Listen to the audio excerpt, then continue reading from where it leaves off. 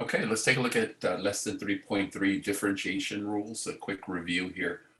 Um, we move into using formulas to calculate or find derivatives of functions.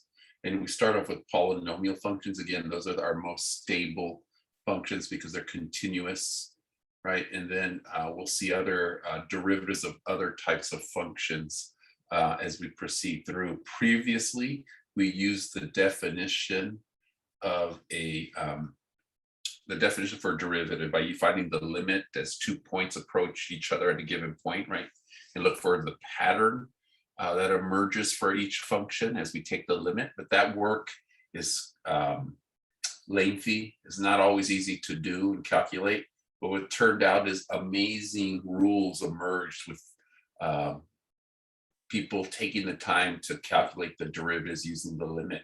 And these rules come in the forms of what we call the power rule, the constant rule, product rule, quotient rule, and so forth. So I want to make sure we can apply those rules. You're going to memorize them, you'll do them, but at least have some sense of where they come from. For example, the constant rule.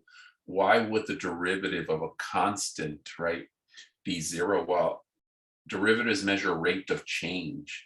And so if a function is equal to a constant value, it never changes its value. So there's no reason to really do any work on a derivative of a constant because the derivative is zero. There's no rate of change. And so we have that rule, right? The derivative of f of x equals 8. 8 is a constant value, doesn't change. So there is no rate of change. So that is an important piece to remember.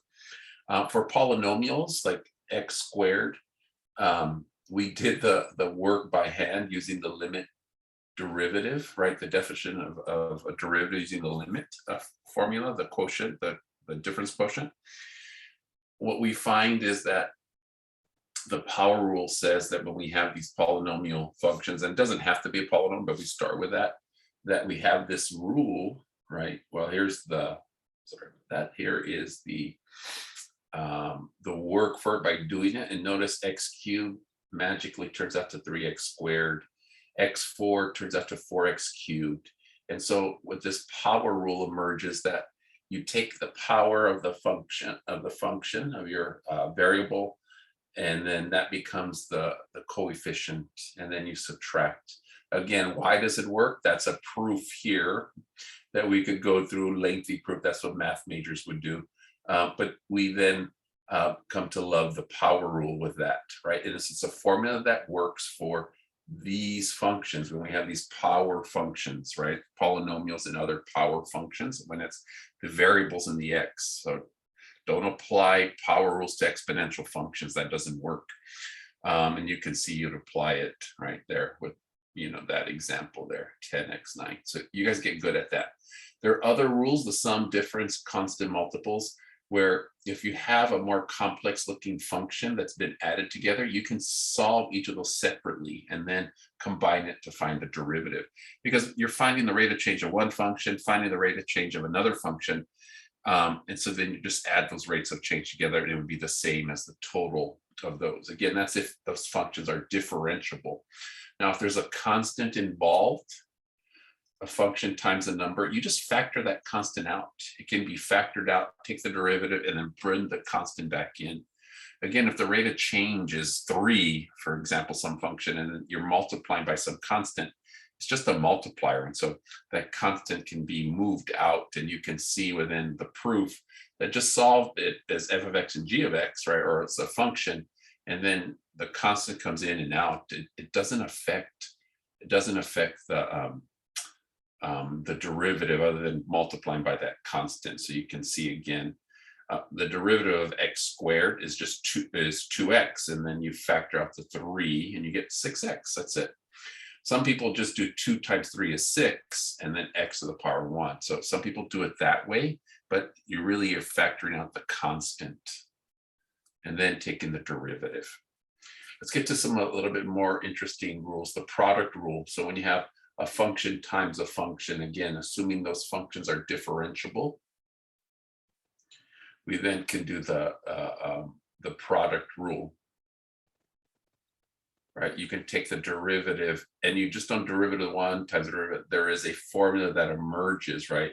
The derivative of the first one times the second plus the derivative of the second times your first. Again, you'll memorize that in your way. You'll find your way how to memorize it, but we use it so often, right, that you just know it. You just know the product rule. And you can see an example why just multiplying the products of the derivatives doesn't work, right? The derivative of x squared is 2x, but now if you break it up and say, I want to break that to x times x, the derivative of x is 1 and 1. Those are not equivalent. So that is why we need a more complex rule for products. And again, these are proofs that a math major would do. You're going to apply, let's say, so take a look at this example here, right? You see how these are two complex functions. We can solve this multiple ways. Another way would be to multiply this out and get 3x to the power 5. You see this down here. You can multiply it out and expand it so you have one expression that's a sum and then calculate the derivative, or you can use the product rule. So I want you to make sure you notice that you have a function and a function, so then apply the product rule, f of x, g of x, find the derivative of the first times the second, plus the derivative of the second times the first, right? Or if you think about it, you can convert this function, like I said, into an expanded form, expand it out, and then calculate the derivative. Whatever is easier works. So you're going to see that you can solve problems in multiple ways. I can do the product rule, or I can expand this through. I would expand this through. That becomes a quick shortcut, expanding this through, and then I don't have to do the product rule. Quotient rule, it has a different formula, more complex, that you will remember and come up with your own way. Come up with some device to remember what to do. You have a function on top and a function on bottom. Again, assuming those functions are differentiable, meaning they have a derivative, right?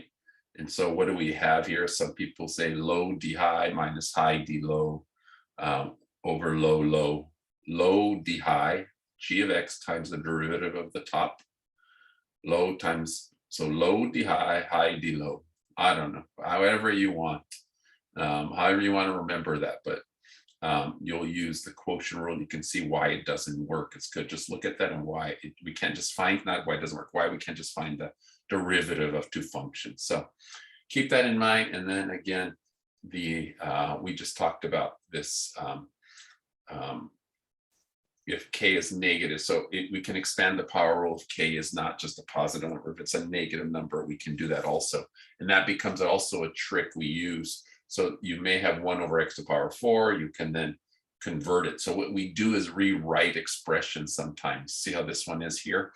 We rewrite that as 6x to the negative 2, and then you apply the the power rule. See how you can rewrite it. So be really aware of that negative exponent.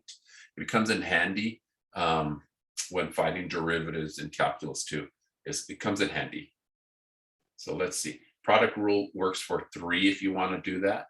You can see, again, you can apply it that way also. Again, many times we'll try to simplify an expression first as we do that. Let's see, lastly, okay, let's see. I think it's this conversation around, and look at some of the homework real quick. There's tons of videos. You may have to listen to all of them. You may not have to do them all, but there's tons of videos here showing you the different methods there.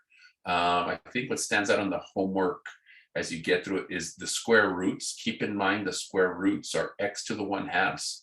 So notice how this was rewritten, x to the 6 times x to the 1/2, and then we can simplify that actually.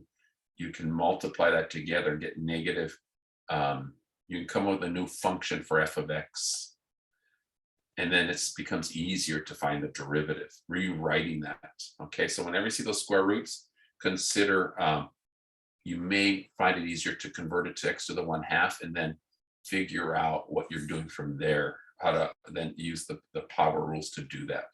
I want to remind you too that there was a question on sine x, but we're going to learn that in the future section. But you're going to want to know how to calculate. Well, we find this amazing fact that the derivative of sine x is cosine x, an amazing kind of relationship. But you want to remember your trig values, so that's why I pasted that in here. your unit circle values, right? The values of sine, cosine, tangent within that becomes something you need to know. And I think the last piece is this velocity situation over here that we talk about position functions. Velocity is the derivative of position, and acceleration is the derivative of velocity. So we have these physical situations or physics situations where we have particles or objects moving, and we want to know how fast they're moving or what their acceleration is.